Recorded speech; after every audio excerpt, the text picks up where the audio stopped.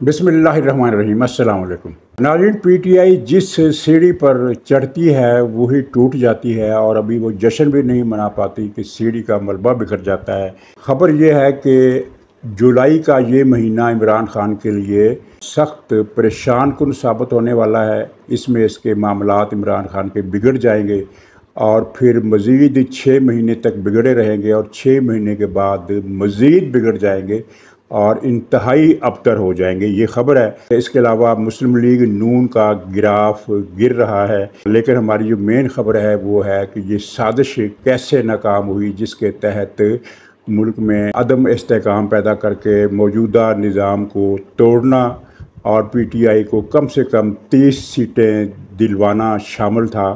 तो इस गेम का पहले मैं ये बता दूं कि ये गेम शुरू कैसे हुई थी और इस गेम की सारी हदायतकारी इस्लामाबाद का जो बड़ा भूंड है उसने की। ये वही भूंड है जिसने 6 भूंडों से ख़त लिखवाया। ये बात तमाम अदालती रिपोर्टरों को मालूम है कि 6 जजों ने जो ख़त लिखा था, 6 भूंडों ने जो ख़त लिखा था जिसमें झूठे इल्ज़ामात लगाए थे और एक भी इल्ज़ाम का सबूत वो नहीं दे सके, वो ख़त इस बड़े भूंड ने लिखवाया था और इस्लामाबाद के एक भूंड ने उसका ड्राफ्ट तय किया था और ड्राफ्ट की तस्हीह फिर इसने बड़े भूंड ने की और इस ड्राफ्ट की बुनियाद पर ये साजिश रची गई। लेकिन इसके बाद जो अगली साजिश थी जिसमें लाहौर हाई कोर्ट का सबक दोस्त चीफ जस्टिस खग्गा नाम है, क्या है, खीबा के खग्गा इस तरह का कोई नाम है, जिसकी बेटी ने 2 अफराद कत्ल कर दिए थे। तो जस्टिस खीबा को, जो भी इसका नाम है खग्गा, इसको शामिल करके एक साजिश रची गई और इस साजिश के तहत ये तय हुआ, जजों की ड्यूटियां लगाई गई कि तुमने इस तरह करना है और ये फ़ैसला देना। और यहाँ तक तय हुआ कि पीटीआई वालों से कहा गया कि आप फ़ोटोशॉप करके फार्म 45 की नकल हमें देनी है और हम उसी फार्म 45 पर आपका फ़ैसला करेंगे और मुस्लिम लीग नून के पास जो भी फार्म होगा, फार्म 47 हो या फार्म 45 हो, हम उसको कंसीडर नहीं करेंगे। आपने कोई बेहतरीन कारीगरी के साथ ये फार्म 45 बनाना है, फ़ोटोशॉप के ज़रिए किसी गिनती पर ओवर राइटिंग ना हो, किसी पर वो पेंट ना फेरा गया हो, ओवर राइटिंग ना हो, बिल्कुल साफ़ सुथरा, और गिनती की कैलकुलेशन करनी है इस तरीके से कि वो बिल्कुल नेचुरल लगे फार्म 45 कि उस इलाके में जितने वोट हैं, जो तनासब है वो गैर मतवाज़न नहीं होना चाहिए। ऐसा ना हो कि आप जोश में आकर अपने फार्म पर 1 लाख वोट लिख दें और मुस्लिम लीग नून के वोट 20,000 लिख दें, तो ऐसा नहीं करना आपने। और ये सारा कुछ तय हुआ और इस साजिश के अगले मरहले में जस्टिस खग्गा ने फिर वो इलेक्शन कमीशन का वो फैसला ख़त्म कर दिया, जो एक आर्डीनेंस के तहत इलेक्शन कमीशन को इख्तियार मिला था कि वो रिटायर्ड जज भी अपनी मर्ज़ी से लगा सकता है, और उसका ये इख्तियार भी ख़त्म कर दिया जो इस आर्डीनेंस से पहले आइन के तहत इलेक्शन कमीशनर को दस्तयाब था या उसकी मिल्कियत था। और उसका इख्तियार था ये कि ट्रिब्यूनल जो है, इलेक्शन ट्रिब्यूनल, उनकी तकर्री का नोटिफिकेशन इलेक्शन कमिश्नर ही करेगा। इसके बजाय 8 जजों के जो नोटिफिकेशन थे वो चीफ जस्टिस खग्गा साहब ने, खोबा जो भी नाम है इसका, इसने वो कर दिए और नोटिफिकेशन पर दस्तखत कर दिए, जो कि एक खिलाफ कानून अमर था। दूसरी तरफ इस्लामाबाद हाई कोर्ट ने वो आर्डीनेंस ही कैंसिल कर दिया जो पार्लियामेंट ने पास किया था, गवर्नमेंट ने पास किया था। यानी इस्लामाबाद हाई कोर्ट ने तो अपना ये वतीरा बना रखा है कि हुकूमत की तरफ से जो भी इक़दाम होगा उसको ख़त्म करना है, जो भी आर्डीनेंस आएगा उसको ख़त्म करना है, पढ़े बगैर ख़त्म करना है, पीटीआई की फरमाइश जैसी होगी उसके मुताबिक अमल करना है। और इस्लामाबाद हाई कोर्ट ने तो इन्होंने रिकॉर्ड कायम कर दिए आइन शिकनी के। यानी बिंदियाल ने तो 2 या 3 मौके पर आइन शिकनी की थी, ये हर केस में आइन शिकनी कर रहे हैं, हर केस में अपनी रियासत दुश्मनी का मुजाहरा कर रहे हैं। जैसे कि वो जस्टिस बाबर सत्तार है जिसने पूरी दुनिया में ये तरीक़ाकार मुसल्लमा है कि कानून नाफज करने वाले इदारे किसी मुजरिम की जियो फेंसिंग कर सकते हैं, उसका डाटा निकलवा सकते हैं, ये उनको इख्तियार है और ये आइनी है। इसने मुजरिमों के ख़िलाफ़ कार्रवाई का इख्तियार ही कौमी इदारों से छीन लिया है और ये इस मुजरिमों की इतनी बड़ी सहूलतकारी का आइनी अदालती तारीख़ में कोई मिसाल मिलना तो बड़ी नामुमकिन सी बात है। इसका कोई तसव्वुर तक नहीं है कि कोई अदालत एक कानून बनाकर ये कानून साजी कर दी ना अदालत ने। तो कानून बनाकर मुजरिमों की सहूलत कारी की जाएगी, मुजरिमों को खुली छूट दी जाएगी। रियासत दुश्मनी में ये काले भूंड किस हद तक चले गए हैं, इसका यानी ये एक दास्तान हैरत है। लेकिन हुकूमत ने फिर आइनी हदूद के अंदर रहते हुए मामलात आगे चलाए, और एक तो इलेक्शन कमिश्नर ने इस मसले को फिर चैलेंज किया। इधर आप फुर्तियाँ देखें, इधर वो इस्लामाबाद हाई कोर्ट ने आर्डीनेंस ख़त्म किया, इधर इन्होंने वो जो जज बहाल हुए थे अपने तय जो बहाल हो गए थे ट्रिब्यूनल, इन्होंने तेज़ी से एक दिन की ताख़ीर किए बगैर तलबियाँ कर ली, रिकॉर्ड मांग लिए और कार्रवाई शुरू कर दी। और ये फूल प्रूफ मनसूबा था, इनका ख्याल था कि सुप्रीम कोर्ट इसमें थोड़ा डिले करेगी और इससे पहले पहले हम इन लोगों को नाअहल करार दे देंगे। मुस्लिम लीग नून के, जिनकी तादाद कौमी और सूबाई की मिलाकर 3 दर्जन से ज़्यादा बताई जाती है। एग्जैक्ट तादाद का मुझे ये फिगर के 37 है कि 38 है कि 36 है, ये मुझे पता नहीं, लेकिन कहा जाता है जिनसे मेरी बात हुई है वो कह रहे हैं कि 36 से ज़्यादा इनकी जो है अपीलें हैं मुख्तलिफ असम्बलियों के अरकान असम्बली के हवाले से। तो 36 की 36 सीटें या शायद एक आध छोड़ दी जाती भरम रखने के लिए। तो ये सारी स्कीम तय थी। तो अब सुप्रीम कोर्ट ने जो बेंच बनाया, उस मामला जो सारा, इसकी कानूनी नौयत ऐसी है कि सबको पता था कि फ़ैसला क्या आएगा। यानी इलेक्शन कमीशन से इख्तियार एकतरफा तौर पर छीना ही नहीं जा सकता। तो जब ये समाअत शुरू हुई और बेंच बना तो PTI ने एक गोल मचाया कि देखो ये तो चीफ जस्टिस ने एक हम ख्याल बेंच बनाया है। हालांकि एक दिन पहले तक इनका ये कहना था कि जस्टिस मुनीब तो PTI का जज है और जो जस्टिस मंसूर है वो भी PTI के बारे में नरम रवैया रखता है। ये इनके अपने व्लॉग मौजूद है और उनके TV एंकर पर्सन के प्रोग्राम मौजूद है जिनमें ये कहा गया कि ये जज, दोनों जज जो हैं ये प्रो PTI हैं, ये PTI के हक़ में फ़ैसला करेंगे या PTI की मर्ज़ी के मुताबिक फ़ैसला करेंगे। उनकी गुफ्तगू का लुब्बे लबाब ये था। लेकिन उस सारी बात को भूल कर इन्होंने ये फतवा जड़ दिया कि चीफ जस्टिस ने अपना हम ख्याल बेंच बनाया, और ये बात भूल गए कि चीफ जस्टिस के पास बेंच बनाने का इख्तियार अब रहा ही नहीं। वही तरमीम जिसकी PTI ने मुखालफत की थी, उसी तरमीम के तहत अब चीफ जस्टिस 3 रुकनी कमेटी के बगैर कोई बेंच नहीं बना सकता। यानी 3 रुकनी कमेटी या तो मुत्तफ़क़ा फ़ैसला करेगी या कम से कम 2 अरकान का फ़ैसला करेगी। चीफ जस्टिस फ़ैसला अकेला नहीं कर सकता। तो हम ख्याल बेंच बनाने का तो इल्ज़ाम मज़का खेज़ हद तक झूठा और बोगस और यानी वाहियात किस्म का इल्ज़ाम है और बेमानी किस्म का इल्ज़ाम है। यानी शर्म आनी चाहिए इन लोगों को जो ये भी भूल गए कि चीफ जस्टिस के पास ये इख्तियार अब रहा ही नहीं है कि वो अपनी मर्ज़ी का ये हम ख्याल बेंच बना सके। ये इख्तियार अब 6 रुकनी कमेटी का है। तो बहरहाल जो भी बेंच बनना था उसने यही फ़ैसला करना था, उसने फ़िलहाल फ़ैसला मुअत्तल कर दिया और समाअत आगे की रख दी। लेकिन इस दौरान हुआ ये कि हुकूमत ने कानून साजी कर दी। कानून साजी ये की कि वो जो आर्डीनेंस था उसे कानून की शक्ल में पास कर दिया। अब वो कानून बन गया है और इस कानून को अब चैलेंज भी नहीं किया जा सकता, इसलिए कि सुप्रीम कोर्ट ये फ़ैसला दे चुकी है हालिया दिनों में एक से ज़्यादा मरतबा ये कह चुकी है कि पार्लियामेंट का बनाया हुआ कानून अदालत ख़त्म नहीं कर सकती। वो गलत है या सही है ये जांचना हमारा काम नहीं है। हम सिर्फ उस कानून के मुताबिक फ़ैसला करने के पाबंद हैं। हाँ, इल्ला ये कि इस कानून की वजह से आइन की किसी बुनियादी शिक़ की ख़िलाफ़ वर्जी हुई हो तो तब अदालत इसको रद्दोबदल करवा सकती है पार्लियामेंट में दोबारा भेजकर। तो ज़ाहिर इस कानून में तो किसी आइन की किसी शिक़ की ख़िलाफ़ वर्जी नहीं की गई है। ये कानून मौजूदा हुकूमत से पहले यही कानून नाफिज था कि चीफ़ इलेक्शन कमिश्नर रिटायर्ड जजों को इलेक्शन ट्रिब्यूनल मुकर्रर कर सकता है। मौजूदा हुकूमत ने इस कानून में तरमीम की और उसको ये कर दिया पिछले दौर में कि नहीं सिर्फ हाजिर सर्विस जज लगेंगे। तो अब फिर उस तरमीम को वापस करके वही पुरानी तरमीम इन्होंने बहाल कर दी है कि कानून बहाल कर दिया है कि इलेक्शन कमिश्नर चाहे तो रिटायर्ड जज को लगा सकता है। यानी ये आइन की ख़िलाफ़ वर्जी पर मबनी नहीं है। तो अब ये क्या करेंगे?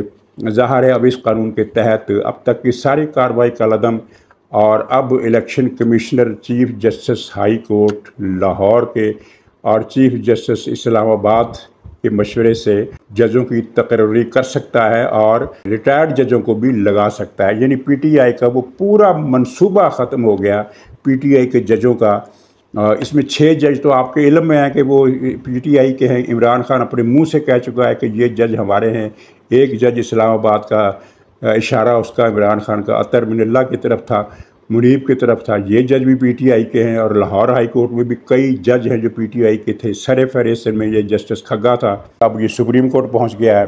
तो वो इनका ये जश्न ख़त्म ही नहीं होने में आ रहा था जब ये जस्टिस खग्गा के फैसले के बाद इलेक्शन ट्रिब्यूनल जो बनाए गए थे उन्होंने तेज़ रफ्तारी से कार्रवाई की। तो ये हमें ख़बर दे रहे थे कि बस आज या कल की बात है, 2-4 दिन की बात है, तख्ता उलट जाएगा। ज़ाहिर है जब इतनी बड़ी तादाद में सरकारी जमात के उम्मीदवार नाअहल होंगे, डी सीट होंगे और उनकी जगह पीटीआई के आ जाएंगे तो मामला तलपट तो हो जाना था। और फिर इस तलपट होने के बाद जो इन्होंने करना था वो भी हमें उसका भी इल्म था। तो ये सारा प्लान, ये सीढ़ी पीटीआई जिस सीढ़ी पर चढ़कर ये विक्ट्री के निशान बना रही थी वो सीढ़ी टूट कर गिर गई है और इस तरह टूटी है कि अब वो जुड़ भी नहीं सकती। कोई मिस्त्री खग्गा इसको जोड़ भी नहीं सकता। इससे पहले एक दिन पहले इन्होंने एक और सीढ़ी पर जश्न मनाया था, वो अक़वाम मुत्तहिदा की ह्यूमन राइट्स सेक्शन के वो जो वर्किंग ग्रुप है, इंडिपेंडेंट वर्किंग ग्रुप की करारदाद, जिसके बारे में कल ही जुल्फ़ी बुखारी ने ये एतराफ़ किया है कि हाँ हमने इस पर रकम लगाई है और इस पर करोड़ों डॉलर की रकम खर्च की है, तब ये करारदाद पास करवाई है। तो इस करारदाद को लेकर इन्होंने जो जश्न मनाया कि जैसा अक़वाम मुत्तहिदा अब पाकिस्तान में अपनी फ़ौज भेजने वाला है जो आकर इमरान खान को रिहा कराएगी और पीटीआई को फिर से इक़्तिदार पर बिठाएगी। लेकिन अगले ही दिन अक़वाम मुत्तहिदा के सरबराह जनरल सेक्रेटरी ने अपने तर्जमान के ज़रिए यह बयान दिलवाया कि अक़वाम मुत्तहिदा का इस करारदाद से कुछ लेना देना नहीं है और हम इसकी ज़िम्मेदारी नहीं ले सकते। और उन्होंने वाज़ेह अल्फाज मज़ीद वजाहत करते हुए ये कहा कि ये एक इंडिपेंडेंट ग्रुप है जो अपने फ़ैसले खुद करता है और ये अक़वाम मुत्तहिदा के मातहत भी नहीं है। वो सीढ़ी भी गिर गई। इससे पहले वो अमरीकी पार्लियामेंट की करारदाद थी, उस पर भी इन्होंने बड़ा जश्न मनाया। उस पर अमरीकी गवर्नमेंट का दफ्तर ख़ारजा का बयान आ गया कि हमारा इस करारदाद से कोई लेना देना नहीं है। हुकूमत अमरीका जो है वो पाकिस्तान के इस मसले को पाकिस्तान का दाखिली मसला समझती है, यानी कि एक वाज़ेह अल्फाज में अमेरिका ने कह दिया कि हमारा इमरान खान के इशू पर मुदाखलत का या दबाव डालने का कोई मनसूबा नहीं है। हाँ, एक दबाव पाकिस्तान पर पड़ता रहता है, वो है अक़लियतों के हकूक़ के हवाले से। उसमें कुछ बातें दुरुस्त भी हैं, कुछ बातें गलत भी हैं, कुछ वो मुबालगा करके भी उसमें चीज़ें डालते हैं, कुछ अपने मफादात का मसला भी होता है। लेकिन अलबत्ता ये बात जहन में रहे कि अमेरिका की नीयत पाकिस्तान के बारे में अभी ठीक नहीं है। वो अब भी इस कोशिश में है कि सी पैक को रुकवाया जाए किसी भी हवाले से, जो भी इम्कानी सूरत हाल पैदा हो। लेकिन मैंने आपसे अर्ज़ किया था कि वो अगर एक हद से आगे बढ़ेगा तो उसमें अमेरिका के लिए ज़्यादा ख़तरा है, क्योंकि अमेरिका ये चाहता है कि सी पैक रुक जाए, पाकिस्तान पर दबाव डाला जाए, लेकिन पाकिस्तान पर इतना दबाव भी ना डाला जाए कि ये अमेरिका पर इन्हिसार ख़त्म करके चीन की गोद में जाकर पूरी तरीके से बैठ जाए। ये सूरत हाल अमेरिका के लिए ज़्यादा घाटे और ख़सारे का बायस होगी। तो नाज़रीन, इसी ज़िमन में एक और इतला है कि बरतानिया के इलेक्शन में वो ऋषि सुनाक, जिसमें स्नेक पढ़ता हूँ, ऋषि स्नेक, उसकी पार्टी को इबरतनाक शिकस्त हुई है। और ऋषि स्नेक जो था ये पीटीआई का बरतानिया में वालिद मोहतरम था। तो पीटीआई के वालिद मोहतरम को बड़ी बुरी शिकस्त हुई है और वो लेबर पार्टी जीत गई है। तो इमरान खान की एक बड़ी उम्मीद जो थी ऋषि स्नेक से, वो अब ख़त्म हो गई है, क्योंकि जो सांप जो है, ऋषि नाम का सांप, ये अपने ज़ख़म चाट रहा है। और इसकी पेशगोई मैंने 2 महीने पहले ही कर दी थी कि ऋषि स्नेक इलेक्शन हार जाएगा और इसका अंजाम अच्छा नहीं है। और ये ख़बर मैंने किस बुनियाद पर दी थी? इस बुनियाद पर दी थी कि वहाँ जो लेबर पार्टी ने बल्दियाती इलेक्शन में अक्सरियत हासिल की थी, तो खैर अक्सरियत हासिल करना इतना फ़ैसला कुन नहीं होता। बाज़ औक़ात एक पार्टी अक्सरियत हासिल करती है बल्दियाती इलेक्शन में, लेकिन कौमी इलेक्शन में वो हार जाती है। मैंने जिस ख़बर को बुनियाद बनाया वो ये था कि लेबर पार्टी ने मुतालबा किया कि ऋषि सुनाक जो है ये फौरी तौर पर इलेक्शन कराए। और ये मुतालबा बज़ाते ख़ुद इशारा था कि लेबर पार्टी के पास जो सर्वे रिपोर्टें हैं और उनकी जो हाथ अवामी नब्ज़ पर है, उससे उनको पता चल गया है कि ऋषि सुनाक की Tory party conservative party election हार रही है और इस हारने के बाद इमरान खान का एक वालिद मोहतरम जो है वो और कम हो जाएगा। तो अब इसके असरात वो उन कोशिशों पर भी पड़ेंगे जो बरतानिया की हुकूमत के कुछ लोग पाकिस्तान की हुकूमत पर दबाव डालने के हवाले से कर रहे हैं। वो कोशिशें भी गतरबूद हो जाएंगी और इसके दोनों हम जिन्स परस्त बेटे जो कि मैसेज लेकर आ रहे हैं पाकिस्तान, अब वो भी कोई मौसर किस्म का राब्ता नहीं कर सकेंगे। ये उनकी बात है। नाज़रीन, बिजली बहुत ज़्यादा महंगी कर दी गई है। पहले ही इतनी ज़्यादा महंगी थी कि ये जो जून के बिल आए हैं, जुलाई के शुरू में या जून के आखिर में जो बिल आए हैं, ये पिछले साल इसी महीने अगर किसी का बिल 25,000 आया था तो इस महीने उसका बिल 45,000 आया है। जिसका 30,000 आया था उसका 60,000 आया है। यानी पहले ही इन्होंने एक ऐसा कुल्हाड़ा चला दिया कि जिससे गोया इन्होंने आवाम की सड़क काट दी है। अब जुलाई में मज़ीद 7 रुपये का इजाफ़ा कर दिया गया है और ये जो इजाफ़ा है ये जुलाई के बिलों से में वसूल किया जाएगा। और इसका मतलब ये है कि जुलाई में जिसका बिल पिछले साल 25,000 आया था तो इस जुलाई में उसका बिल जो है वो 1,00,000 रुपये के करीब आएगा। अब मुझे बताएं कि लोग क्या करें। अब तो लोगों के पास सर्वाइव करने के लिए एक ही सूरत है कि वो घर के टीवी और केबल का कनेक्शन भी काट दें, किसी घर में इंटरनेट है तो वो भी बंद करा दें, बिजली के कोई बल्ब ना जलाएं, कोई पंखा ना चलाएं, एसी और कूलर वगैरह का तो खैर कुछ सवाल ही नहीं। अब मोमबत्तियाँ जलाकर गुजारा करें, तब ही वो रोटी दाल खा सकेंगे। दालें इस बजट के नतीजे में महंगी हो गई हैं और बहुत ज़्यादा महंगी हो गई हैं। और मुस्लिम लीग नून इस बात को लेकर फिर रही है कि हमने आटा सस्ता कर दिया है। भाई, आटा सस्ता करने से आवाम के माहाना बजट में 1,000 रुपये का फ़र्क पड़ता है, लेकिन आपने 1,000 रुपया देकर उनसे 1,00,000 रुपया छीन लिया। जिसके पास 1,00,000 रुपया नहीं है वो क्या करे, वो ख़ुदकुशी कर ले। ये शहबाज शरीफ साहब बताएं। और शहबाज शरीफ साहब तो वो हज़रत हैं कि जो आवाम पर दुखों के पहाड़ ढाने के बाद उनका तमस्खर उड़ाने के लिए इस तरह की तकरीरें किया करते हैं कि मैं महंगाई कम करूंगा, चाहे इसके लिए मुझे अपने कपड़े भी बेचने पड़ें।